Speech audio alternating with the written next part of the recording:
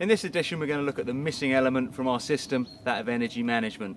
It's overlooked by many skills instructors and many riders. You may utilise it sometimes, but by understanding it and applying it, you're going to smooth out your ride, save yourself energy and work the trail rather than just survive it.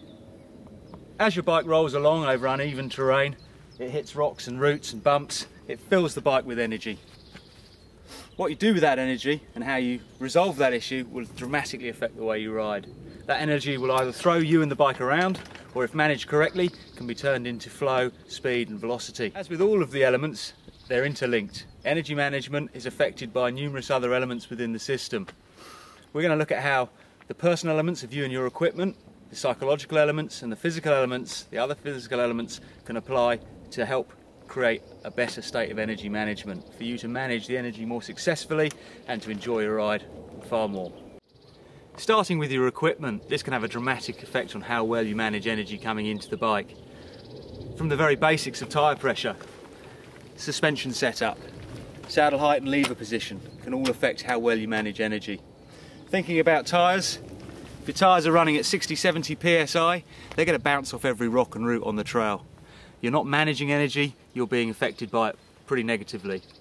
By the same token, if you're running too lower pressure in your tyres, that energy is sufficient to cause pinch flats and slow down your ride quite dramatically from that front. We're looking for a tyre that's got some give, which gives us grip, but not too much in it that it's going to bounce and ping down a trail, but follow the line that you choose. In terms of your suspension setup, the most important thing is it being well matched front and rear. If your rebound on your forks is too slow and the rebound at the rear end of the bike is too fast, the bike is going to continually try and buck you forwards. We want the suspension to work front and back together and evenly and smoothly. There might be some difference between the rebound at the front and the back, but certainly we don't want the back bouncing around really fast while your front end is wallowing slowly with a low compression rate and low rebound. To recap from an earlier edition, by raising your levers slightly rather than running them down low, it encourages a small break in the wrist. That has a knock-on effect with the body position and encourages all-important under-rotation, which we looked at in our very first edition. The psychological tier can also be very important when it comes to managing energy successfully. We looked at, in the last edition, at how the physical responses to threat, i.e. fight and flight, can make you tighten up on the bike. Gripping the bars too hard, strangling the bike and wrestling with it, we're not managing energy well, we're fighting against it. If we remain relaxed on the bike, we can absorb and deal with energy coming into the bike and push it back through the bike when we want to and release it to create speed, height, grip, numerous scenarios. But we need to be reactive and not tight on the top of the bike. Energy management, being one of 8 physical elements, is interlinked with all the others. From the base up, starting with your feet and your foot position. Your footwork is really crucial when it comes to managing energy well. If you're up on your toes, every time the back of the bike lifts through the energy filling the bike, it throws you forward. With heels dropped, we can manage energy much more successfully. As the bike bucks around, rather than throwing me forward off the bike, it encourages me to deal with the energy correctly, rather than the energy deal with me. When we're pumping the bike and using good energy management, it relies on dropping the heel and pushing energy down and through the bike. As with the wrists, down and through. We're looking at creating drive and making sure that the bike continues down a trail nice and smoothly rather than bouncing around from point to point.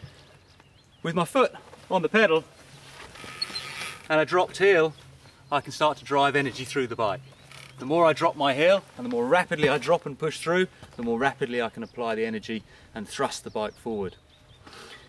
Traditionally, cycle shoes with clips at the bottom have the clip set right at the ball of the foot, right up front, up here. This means my foot is quite well back on the pedal, and when I drop my heel I have to drop quite a long way before I start to drive forward and through the bike. You may want to experiment with your cleat position, pull it as far back in the shoe as possible. It makes it far easier to drop the heel and the effectiveness of the heel drop is increased dramatically. So rather than having to drop my heel dramatically before I start driving through the bike, with my foot slightly further forward, if I've got cleats pushing them further back in the shoe, the effect of the heel drop is far more immediate and far more effective. Play around with that, you may feel a big difference. It may be that you need to file back the grooves in the bottom of your shoe in order to pull the cleat further back in it. And if you're a shoe manufacturer out there, think about lengthening those holes for us. The all-important skill of looking, which hopefully you've all been out there practicing, definitely has an effect on how well you manage energy. If you're staring over the front of the wheel, you haven't got much time to plan your route. You certainly haven't got much time to take advantage of undulations and transitions within the trail. Just by lifting your head up, it sets the body up in a slightly more upright position, and again in a better position to drive energy through the bike than being up over the bars and staring at the ground.